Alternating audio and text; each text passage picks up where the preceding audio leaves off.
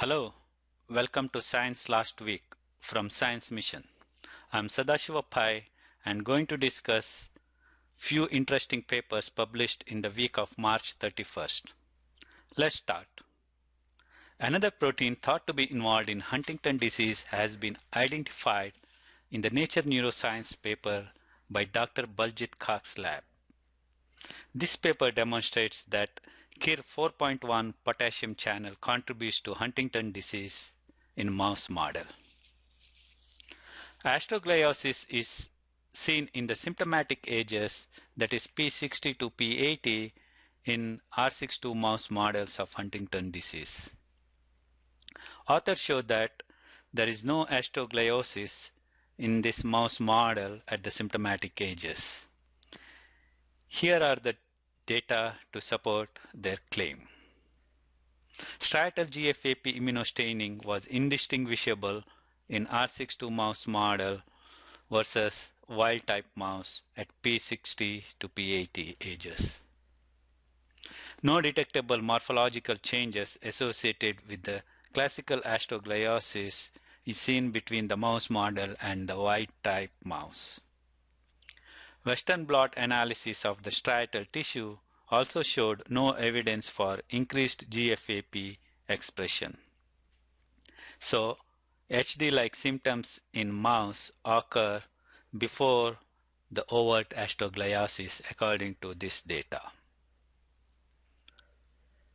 Authors see altered properties in striatal astrocytes and potassium currents in HD mouse. Significant difference in the resting membrane potential and conductance was observed in the astrocytes at the symptomatic age between the mouse model and wild type. No difference at the non-symptomatic age of P30. Also, significant difference in barium-sensitive potassium currents attributed to Kir4.1 potassium channel currents in astrocytes between the symptomatic and the wild-type mouse, but not at ages that were pre-symptomatic. These results indicate changes in the potassium channel currents happen at the same time as altered conductance properties in astrocytes.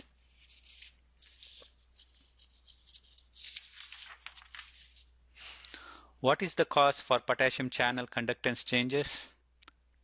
Author found that potassium channel mRNA levels were significantly altered, and experiments with cultures showed that mutant Huntington did not directly affect Kir4.1 ion channel function.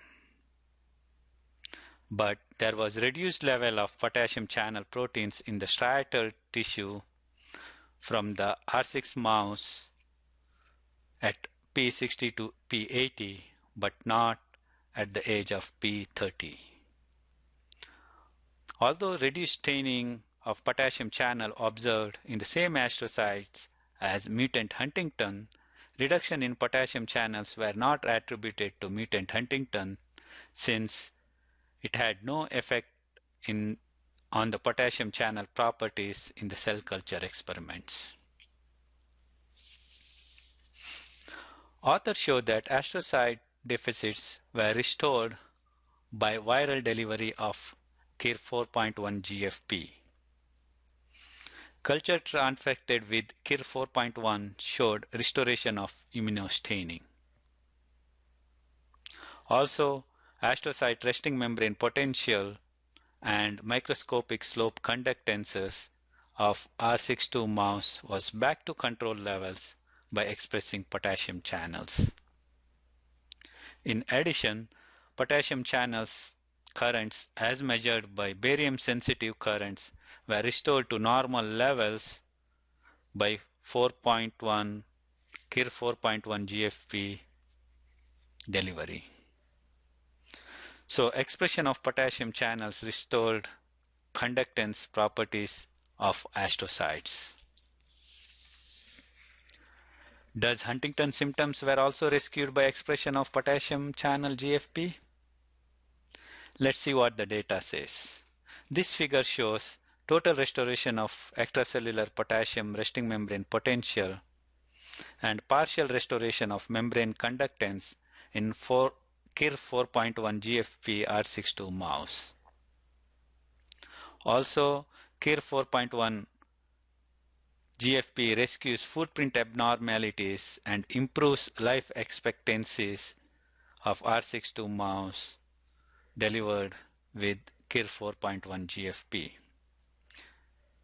So yes, Huntington symptoms could be rescued in the mouse models.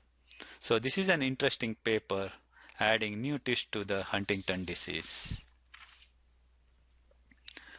Next, this paper demonstrates the use of porphyrin-phospholipid liposomes to target drugs directly to the cancer site and release them using near-infrared light. This is an interesting paper from Jonathan Lovell's lab published in Nature Communications.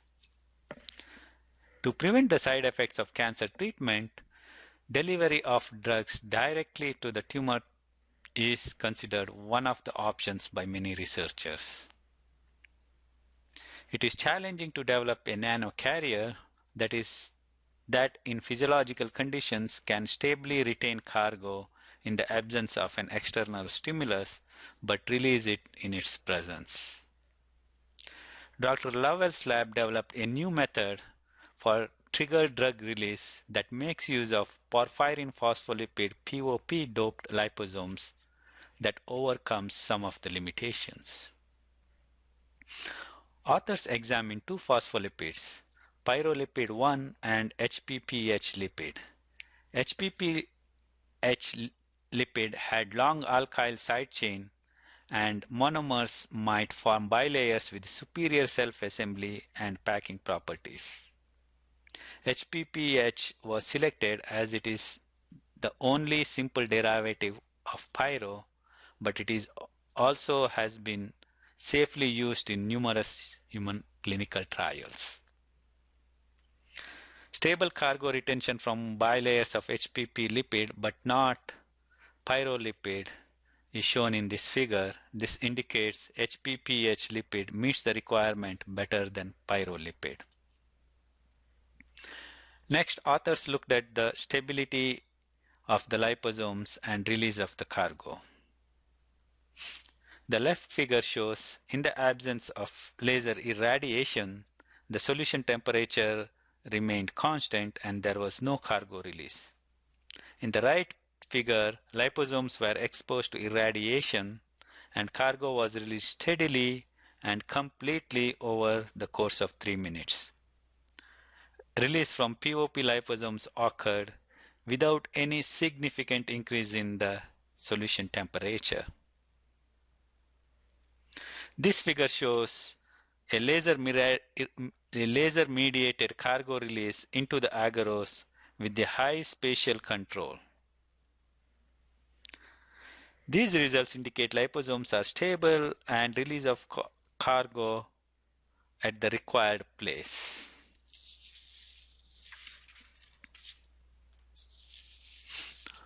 Author shows spatial and temporal control of cargo release. In this figure, gentamicin was loaded in POP liposomes and embedded in hot agar along with the bacteria. The indicated spot was irradiated with laser. Release of gentamicin selectively kills the bacteria around the laser irradiated sites. Finally, to demonstrate this technique works in vivo, mice were imaged following intratumoral injection of either free sulforhodamine B or sulforhodamine B entrapped in POP liposomes. Laser activation resulted in temporal release of the cargo as shown in this figure. So this article demonstrates a powerful technology for controlled release of the drugs and if proved to work in humans, would add tremendous value to cancer treatment.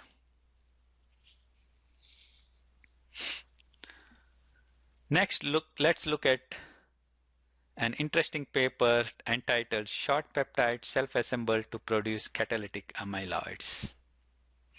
This article was published in Nature Chemistry by Ivan's group and talks about how small peptides could self-assemble into amyloid fibrils and catalyze reactions. This article has a wide range of implications, especially in neurodegenerative diseases, wherein short peptides form tangles and thought to be responsible for the onset of diseases. Let's look at some of the data. Several peptides were designed, and model of one of the most active peptide called peptide 11 is shown here.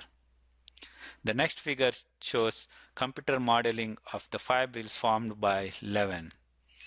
Here is the same peptide in overall fold, packing of the hydrophobic core, and zinc primary coordination sphere. Here we will discuss some of the data showing peptide characterization and demonstration of the requirement of fibril formation for the enzyme activity. Peptide 11 showed better esterase activity than other peptides in this figure. Paper also looked at the pH effect and the requirement of zinc for the esterase activity of peptide 11.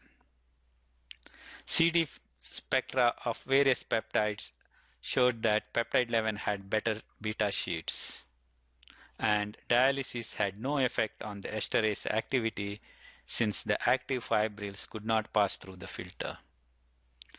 Peptide 11 also showed optimal fibril formation and the best activity compared to other peptides. Finally, this figure showed that the peptide 11 forms amyloid fibril immediately after synthesis compared to peptide 7. This data confirms authors' claim that peptides could form beta-sheeted fibrils and bring about enzyme activity. And this is an important finding and may have far-reaching implications. Finally, let's look at a Nature Genetics paper by Philip Frogel's lab. This is the first time anyone has linked directly carbohydrate metabolism to obesity. The team did complex and technically challenging work to evaluate salivary and pancreatic amylase copy numbers in almost 3,000 people and compared with the amylase expression, amylase activity, and BMI. What they found was increased amylase copy number was positively correlated with the amylase gene expression and the serum enzyme level, which is not shown here. Also, reduced amylase copy number was associated with increased BMI and obesity risk.